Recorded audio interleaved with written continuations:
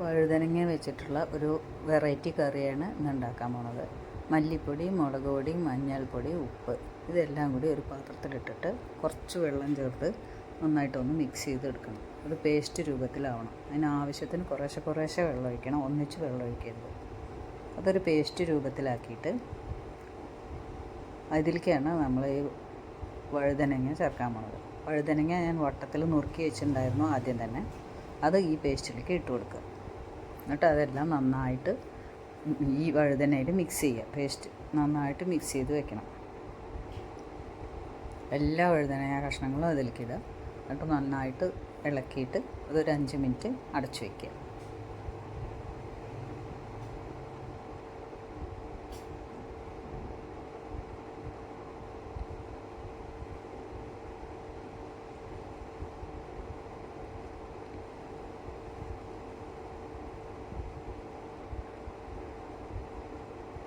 കൈ കൊണ്ട് പറ്റാത്തവർക്ക് മുളക് പൊടിയൊക്കെ ഇട്ടതല്ലേ, കൈ നീറണം എന്നുള്ളവർക്ക് ഒരു കയ്യിൽ യൂസ് ചെയ്യാം. പക്ഷേ കൈ കൊണ്ടാക്കിയാലാണ് എല്ലാത്തിലും ആവുള്ളൂ. അതുകൊണ്ട് ഞാൻ കൈ കൊണ്ടാണ് ആക്കണത്. കയ്യിൽ യൂസ് ചെയ്യേണ്ടവർക്ക് അങ്ങനെ ചെയ്യാം. ഇനി അതൊരു 5 മിനിറ്റ് റെസ്റ്റ് ചെയ്യാൻ വയ്ക്കാം.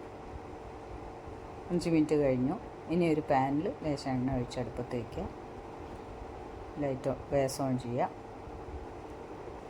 എന്നിട്ട് ഈ വഴുതനങ്ങ കഷ്ണങ്ങൾ ആ എണ്ണയുടെ മുകളിൽ പരത്തി വയ്ക്കുക. അത് ചെറുതായിട്ടൊന്ന് മൊരിയിച്ചെടുക്കണം. 2 സൈഡും മൊരിഞ്ഞ് വരണം. തിരിച്ചും മറിച്ചോട്ട് നന്നായിട്ടൊന്ന് മൊരിയിച്ചെടുക്കുക. നല്ല ടേസ്റ്റുള്ളൊരു കറിയാണിത് കേട്ടോ. എല്ലാവരും ഒന്ന് ഉണ്ടാക്കി നോക്കണം. സൂപ്പർ കറിയാണ്. ഇവിടെ എല്ലാവർക്കും നല്ലോണം ഇഷ്ടമായി. വഴുതനങ്ങ ഇഷ്ടമില്ലാത്തവർക്കും കൂടി നന്നായിട്ട് ഇഷ്ടമാവും. നാളികേരമൊന്നും ചേർക്കണ്ട. അതുകൊണ്ട് എല്ലാവർക്കും കഴിക്കുകയും ചെയ്യാം. നാളികേരം പറ്റാത്ത കൊളസ്ട്രോള്, ഷുഗറൊക്കെ ഉള്ളവർക്കും കൂടി ഇത് കഴിക്കാം. അതാ എണ്ണയിൽ കിടന്ന് ഒന്ന് മൊരിഞ്ഞ് വരണം. തിരിച്ചും മറിച്ചൊക്കെ ഇട്ട് മൊരിയിച്ചെടുക്കുക.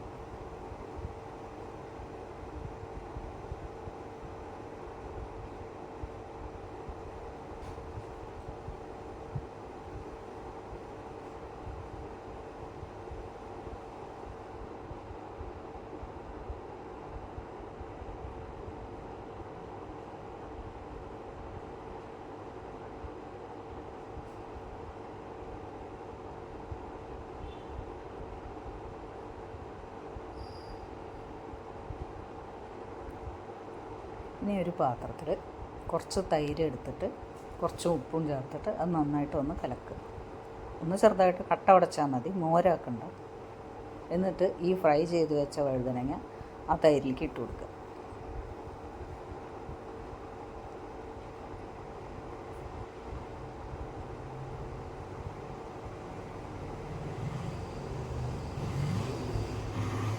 ഇനി ബാക്കി വഴുതനങ്ങളും ഇതേപോലെ തന്നെ ഫ്രൈ ചെയ്തെടുക്കുക. കുറച്ച് എണ്ണ ഒഴിച്ചിട്ട് എല്ലാം അതിലേക്ക് ഇട്ടിട്ട് ഒന്ന് ഫ്രൈ ചെയ്തെടുക്കുക.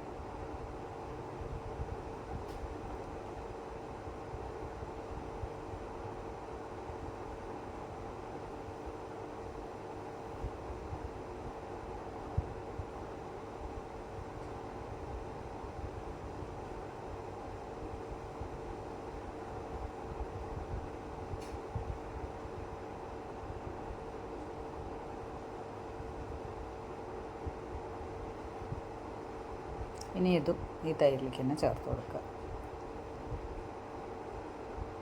ഇനി ലേശം എണ്ണ വെച്ചിട്ട് അതിൽ ആദ്യം കുറച്ച് ജീരകം ചേർക്കുക.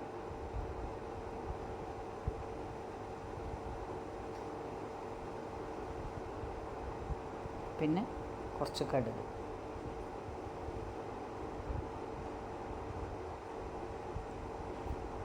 കടുക് പൊട്ടി വരുമ്പോൾ കുറച്ച് കറിവേപ്പിലയും കൂടി ചേർത്ത് കൊടുക്കുക. വറ്റൽമുളക് വേണമെന്നുള്ളവർക്ക് ചേർക്കാം. ഞാൻ മുളക് പൊടി ഇട്ടതുകൊണ്ട് പിന്നെ വറ്റൽമുളക് ഇടണില്ല.